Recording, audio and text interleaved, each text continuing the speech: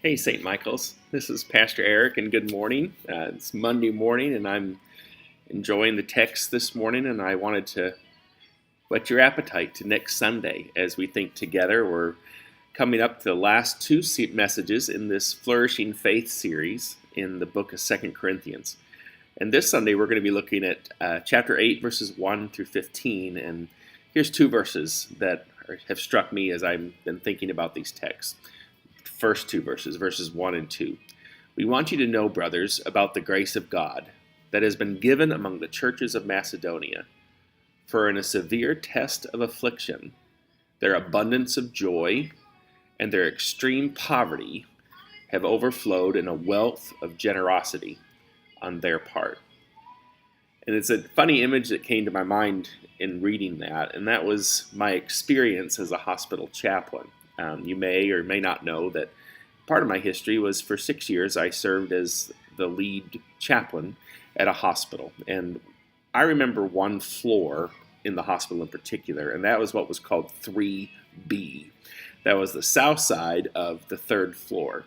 And that was where the heart surgeries happened. And I always remembered it because I remember the big heart pillows that was given to open heart surgery patients, and where I'd go in and see them after surgery, and there would be that heart pillow.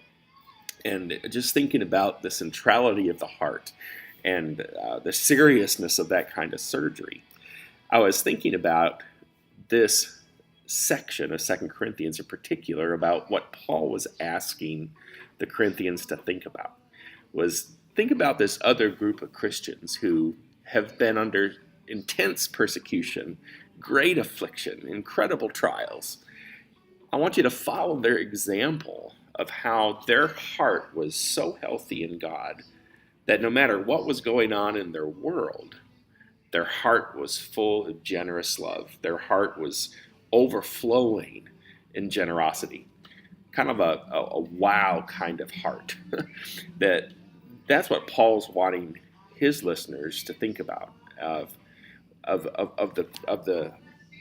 their heart and its health.